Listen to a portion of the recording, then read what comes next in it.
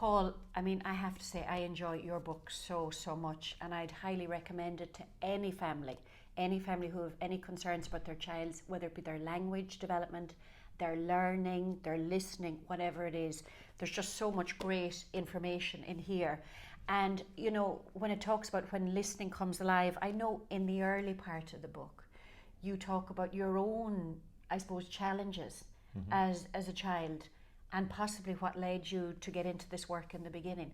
Can you tell us a little bit about that? Because I think that'll be of real interest to other parents. Yes, in fact, I was brought to this work because of personal experience. And personal experience during not only my childhood, but all through adolescence, which means that the good thing about having a problem while you are an adolescent is that you remember it very well, which means you live with it long enough to really remember. And I often say that my first university, my first training has been living with a learning disability. Now that's the way we call it now.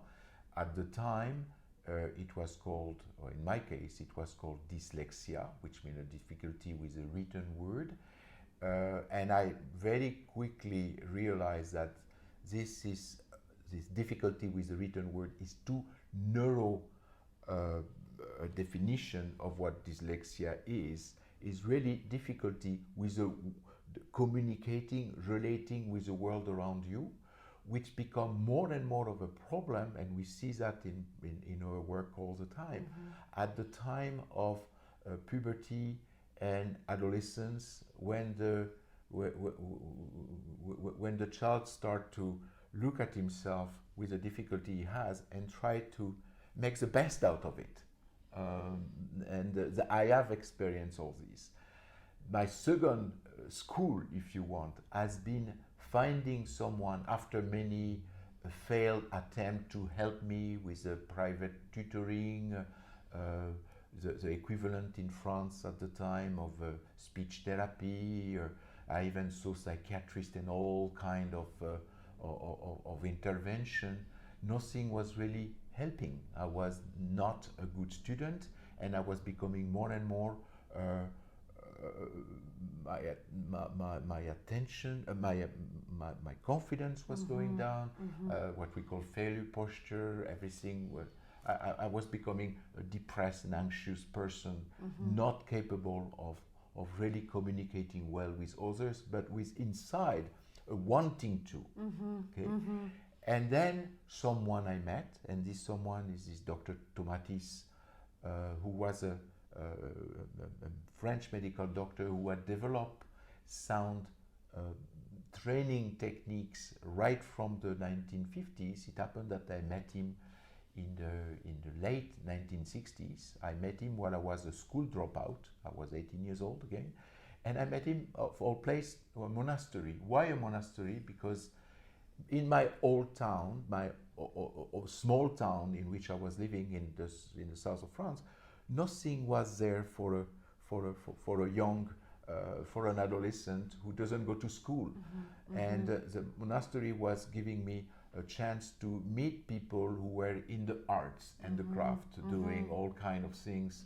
And it just happened that it just by coincidence, if coincidence exists, this Dr. Tomatis was also at this monastery helping the monks for other reasons, which have nothing to do with dyslexia, but which have to do with listening. And I met him, and he told me, you know, what you have the difficulty, the little misery that you experience might have something to do with not your hearing, but your listening. I didn't really got that at the beginning, but you know, the doctor says, and he was basically providing a solution, which meant that I jumped at it, and he told me, okay, convince your parents to send you to Paris, where I have a center, and I will help you. And that is what happened.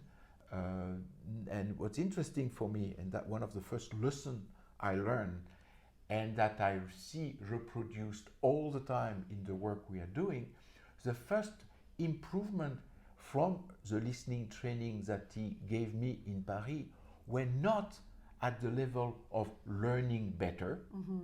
It was at the level of communicating, socializing, relating with other youngsters better, having an easier communication.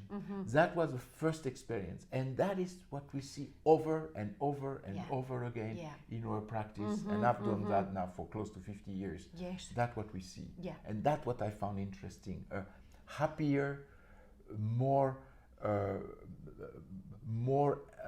comfortable in his skin, kid or youngster or adolescent will become a better student. Yes. And I think that's so reassuring, isn't it, for parents to hear that, you know, they're looking at you now.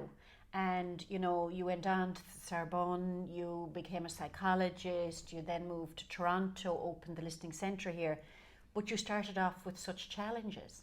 And it was just really by pure luck, as I say, or synchronicity or whatever it was, that you had the good fortune to meet with somebody who truly understood what was happening for you.